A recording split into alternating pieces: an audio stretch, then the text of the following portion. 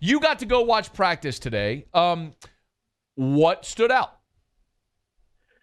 Well, I'll tell you, the guy who stood out most to me today was Ty Montgomery, and that's an accumulation of the two practices we've seen now. And I'm talking about 4 total highlight plays, so don't go draft him like he's the next Darren Sproles in your fantasy team. But, Nick Underhill had reported earlier in the week that he was generating buzz during the first couple weeks of practice, and I'll tell you, he sure does look the part. Now, I will say we always get way more excited about running backs and receivers this time of year when they're not actually tackling each other. But, I had him the last time we talked. I think I just done my 53-man roster, and he was about my 53rd guy on it. But I can vision anything from him not making the team to him, catching 40 passes like Travaris Cadet did one year, because he just looks so smooth out of the backfield like that. Another guy who made a big play today was Jenkinson, and he's the guy I realized that I think we've probably been sleeping on a little too much because we don't consider him among the newcomers we keep talking about, but he's basically a newcomer. He just showed up in mid-December and could really be an upgrade at that spot, too. Go back to Ty Montgomery for a second. Is he exclusively working at running back, or is he cross-training at running back and receiver? Well, he's still wearing number 88. I don't know if that counts as cross-training. But, he's been playing running back, and that's what Sean Payton said he's been doing so far. But that's pretty normal when you install a playbook, install at one position before you see what else you can do with a guy. And that is another thing. Like, when I made my projected 53-man roster, I only had 5 receivers on it because if you need another one, there he is, and he has experience doing it. So he could be a running back who lines up as a wide receiver a lot. Are you trying to get Jameis to take hold? Right. No. We already have a controversial debate going on Twitter today. I pounced on it because I, who am an admitted connoisseur of things like dad jokes and Mad Libs, as we know, yes, from past interviews, love inadvertent humor like that. And when Drew Brees accidentally referred to him as Jameis, it just made me laugh out loud on the Zoom call and exploit it as a headline and a lead to my story.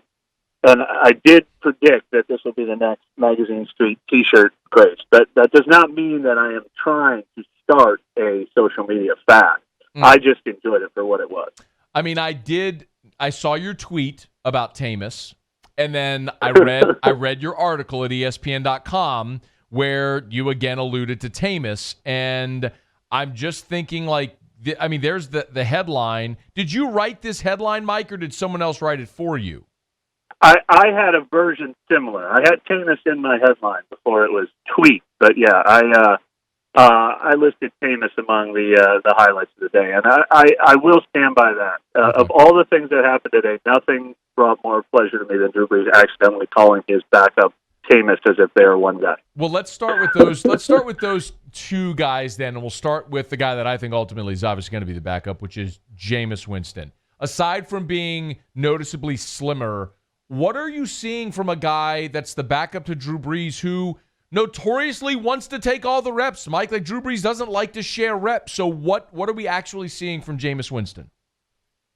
Well, the first day we were out in practice, he was the number 2 in the rotation, and then today we went out there and Taysom Hill was number 2 in the rotation, and Jameis Winston only threw 2 passes all day. We're talking about 90-minute practices where they only had a total of two team sessions. So it's still very, very early. I think Jameis Winston will be the backup like Teddy Bridgewater was last year so that they can use Taysom Hill in his versatile role. They know how valuable that is to their offense. But obviously Jameis Winston has to prove he's ready to do that. I mean, if Drew Brees gets hurt in the first series against Tampa Bay in Week 1, is Jameis Winston ready to step in and play the last 58 minutes? They need to figure that out. I think ideally that's what they'd like to do, but it's not automatic. You've got to prove you've grasped the system, and that's what these 4 weeks are going to be about.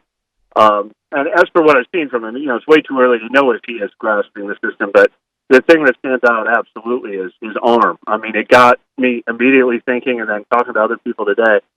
Even veterans and rookies that didn't make the team that have passed through here. I don't remember ever having a quarterback on the Saints practice field that could just fling it 70 yards down the field with with what looks like very little effort. Now, that doesn't guarantee you anything, as we've seen. It has to come with accuracy. It has to come with sound decision-making, but he's got a big arm. Yeah.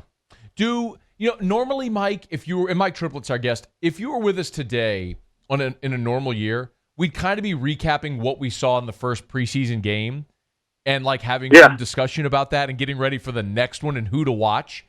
Because there isn't that this year, do you find yourself going out to practice looking at things differently or trying to observe differently because you don't have the game to react to?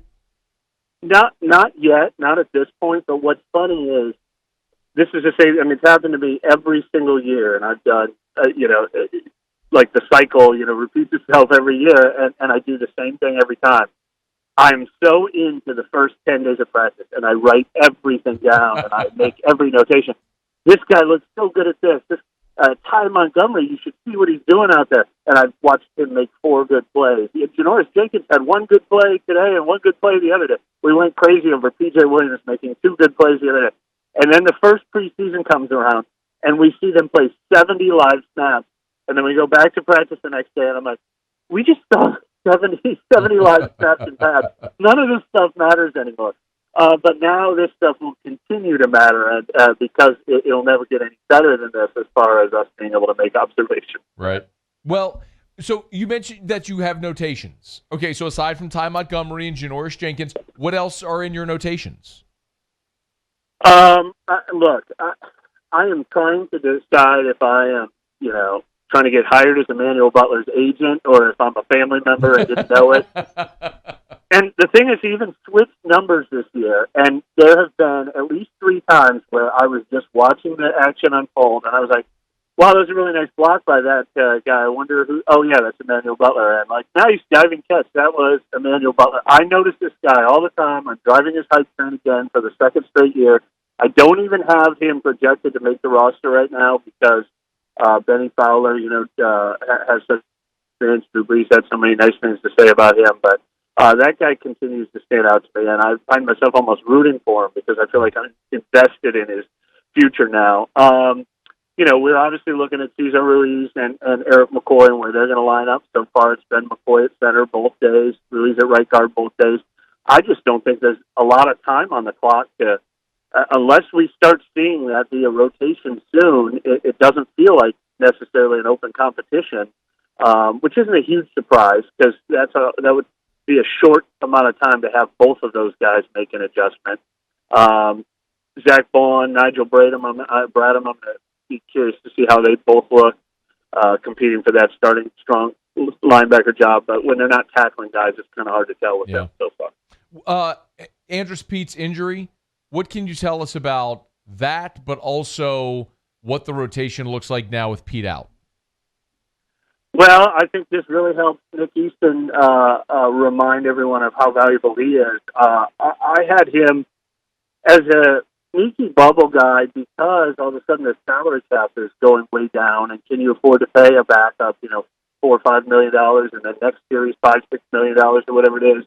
I wondered if maybe that was a luxury they couldn't afford to keep, but there's probably pretty good timing for him to be a reminder that you're one injury away from needing that kind of experience on the line. And, he didn't blow anybody away in training camp last year, but I thought he did a really nice job when to replace Pete for 6 games as starter, and they didn't miss much of a beat. So pretty strong opportunity for him to prove that he's a luxury they can't afford to get rid of. And then we know how much depth they have of guys behind him. Will Clapp, obviously everyone's so familiar with from LSU, and Cameron Thomas been around for a couple of years, and some veterans, James Hurst, Patrick Omame. There's not going to be room for all of those guys, but Easton looks like a guy who has an opportunity to cement his place at least in that second quarter. And of course, Hurst, if he does make the team, he'll start the season on suspension, as we know.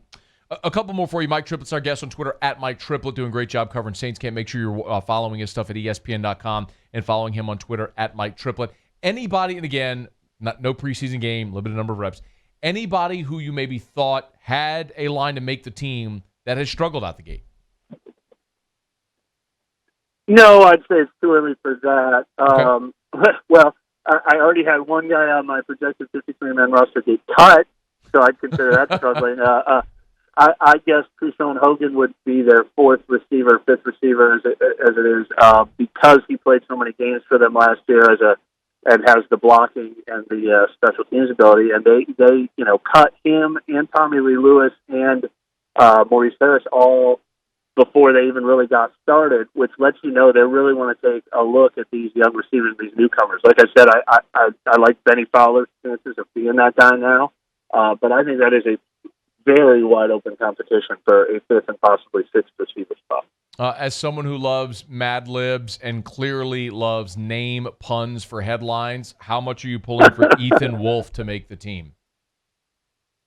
Well, I'm pulling for him more, speaking of headlines, than like Calvin Throckmorton, because if I ever write a story about Calvin Throckmorton, his entire name takes up the headline. So Yes. Ethan Wolf, that leaves a lot of headline possibilities. But you also have, we were talking about this early, Mike, Wolf of Wall Street, like the Wolf of Bourbon Street, maybe. Think about that headline if he actually becomes really good.